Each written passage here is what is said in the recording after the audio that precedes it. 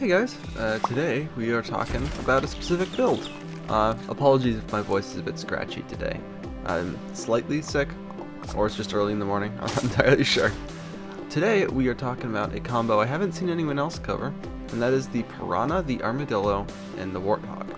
Now, the idea here is to stack as many Warthogs as possible with this build.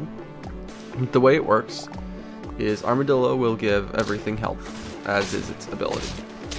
That health will be most valuable for our Piranha at front. We lose this by 1 cricket, by the way. Sad, but we still have 5 health, it's fine. You see I'm getting my favorite type of start, which is a possum start. But yeah, the Piranha will get health, which will generate attack on hurt. This will give extra attack to the Warthogs, whose ability depends on it, and it will stack in such a way that with pretty low stats we're going to have close to 50-50s across the board just from the attack generation from the Piranha, with a little bit of luck, assuming it gets multiple attacks off. But even 1 hurt proc from a Piranha is pretty good. But yeah, that is the build for today, and I'll be talking about it more when we get closer to it. And I want to talk a little bit about what we're doing at the moment. As you can see, we're currently going against Nerd Birdo, just killed their cricket, and my team is it's not very unique. I'm running a lot of pets I consider to be particularly good. You'll see I'm pulling in a baboon now. I plan to pull in more. I've got lizard, I've got hatching chick, I've got spider. Which reminds me, you're probably seeing at least 1 pop up on the screen right now telling you about a pet, and I wanted to talk about those and ask, what are your thoughts on which pets I should have? At the moment, I'm doing pets that are either directly relevant for the final build or a majority of the build, or I'm doing pets that I mentioned kinda. Oh, that is a very nice scorpion to get, by the way. But other than that, I'm pretty much just showing off pets that are mostly in the paid packs, because I feel that's the ones that people are less likely to know of. But I'd love to know your thoughts on my pop-ups I have, and are they enough? Are they too big? Are they too small? Are they on long enough? And most notably, I want to know, do you think I'm covering the right pets the right amount of time? You see here, we just pulled an eagle, which is a big part of this build in the custom pack, and we are rewarded for it. We get a Warthog that is 1/3 of this build, and it starts at level 2, which means it's already pretty nice. Since Warthog scales with attack stat, there's a lot of interesting ways in battle to give it that stat. A lot of people just put a lot of stats on their Warthog and call it a day.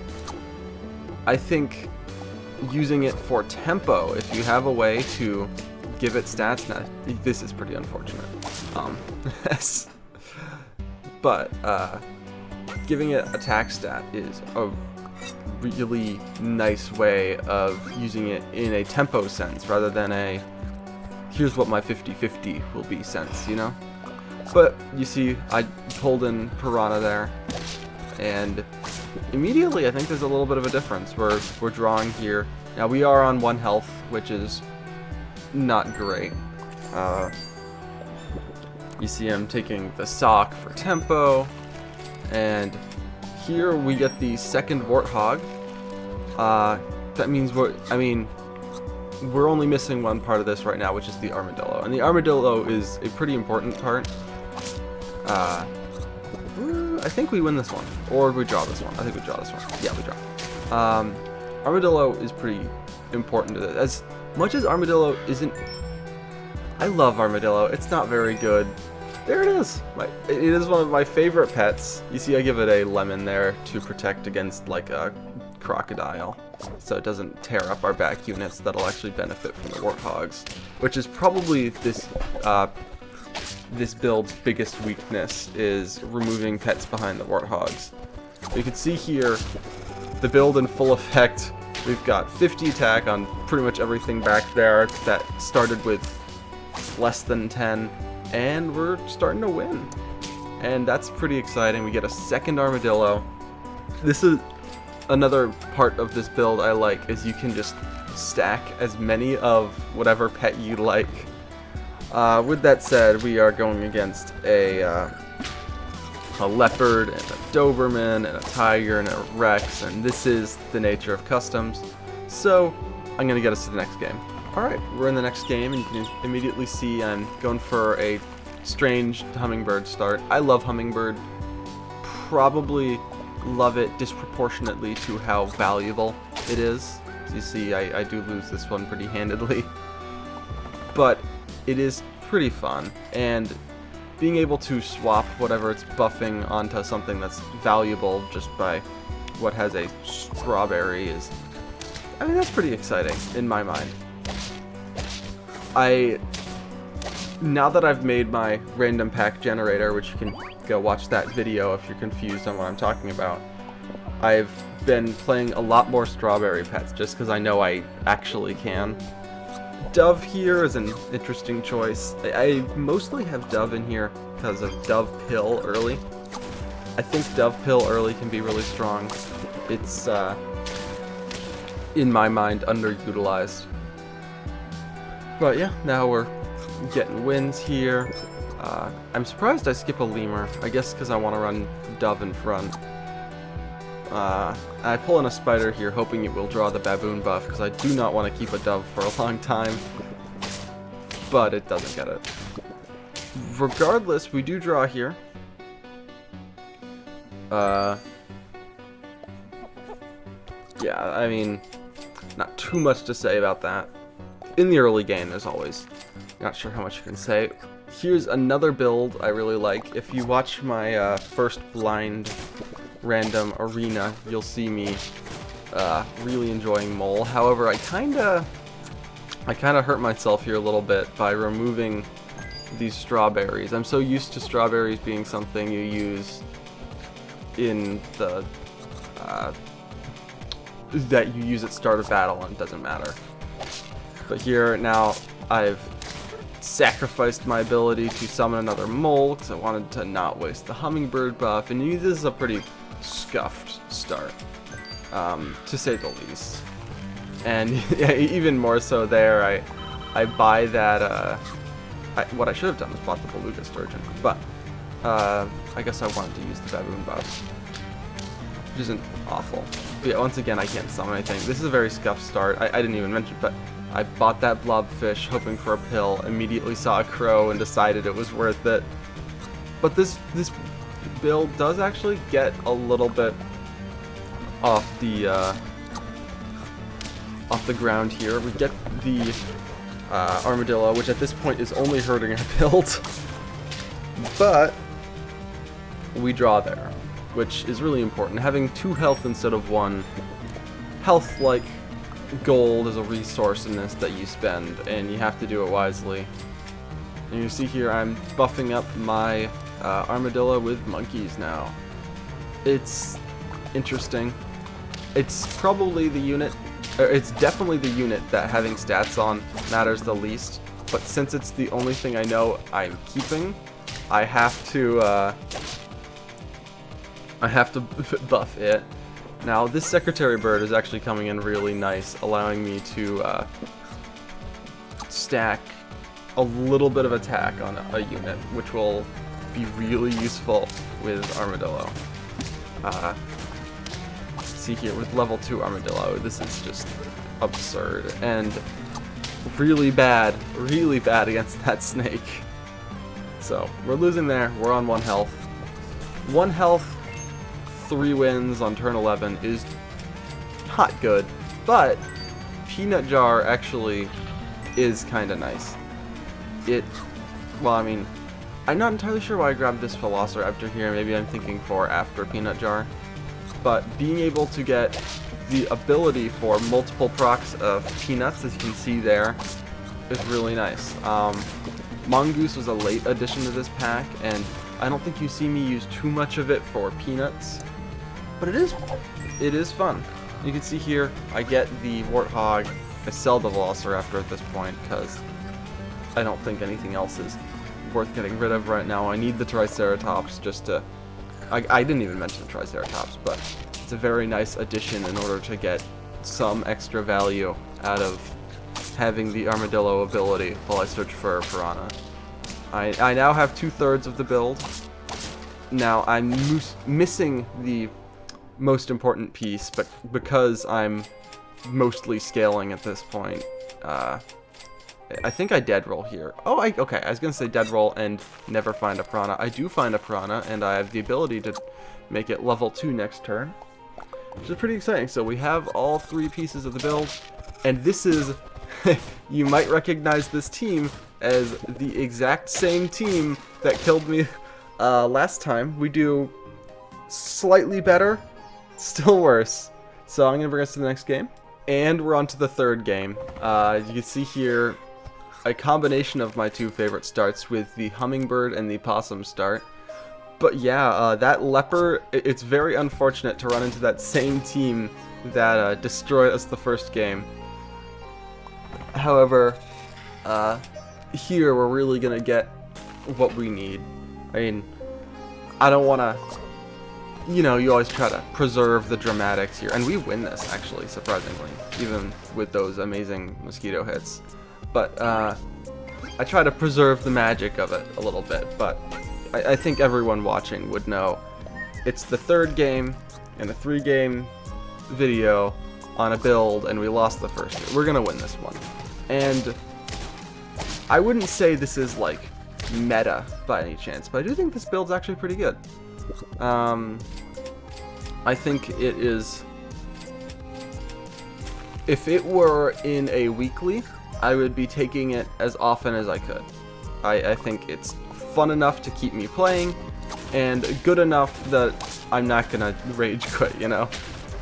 And we draw there. It's just a bit unfortunate. I feel like my order could have been improved, but it's always weird with Hatching Chick, you know? With that said, another thing we're gonna get is possibly something that a lot of people have been calling for a nerf on.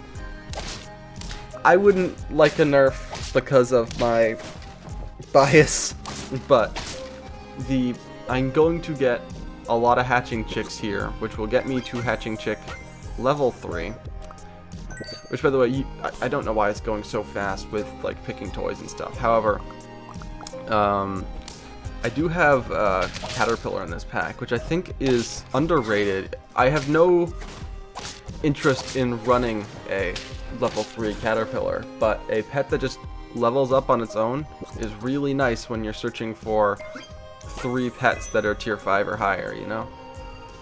But yeah, you're probably gonna notice I'm really close to level 3 Hatching Chick, and for those unaware, it gives +1 experience at the end of turn, which is very nice.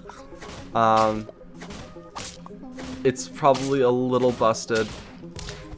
I like it a lot though. It's very nice for what I need it to be.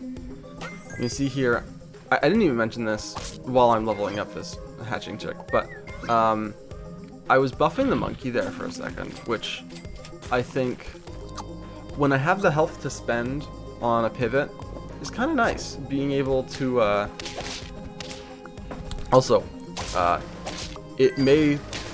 Oh, okay. I was gonna say it may look like we're gonna draw here, but we're actually gonna win. But then we drew, so I guess it did look like we're gonna draw.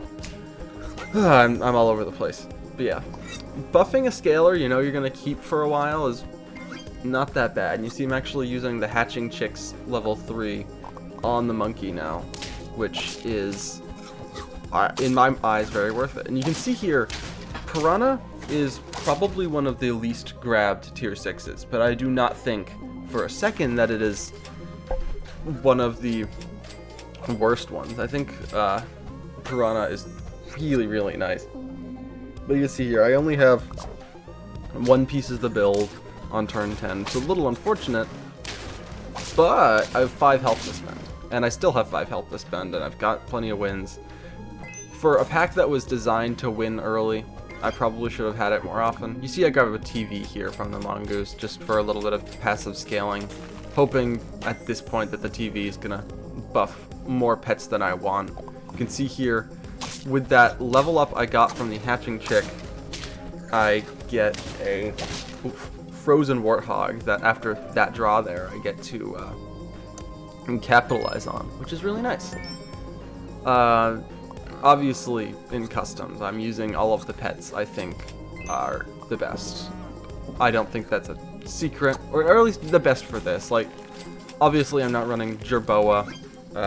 If you want to hear more about Jerboa, you can, I think it's my second blind arena game, blind arena video, which I'm not sure if that is out yet or not, but Jerboa, if there's any balance changes at all coming with the unicorn pack, I think this is probably our last week of Jerboa. Even more than, I don't know, Falcon.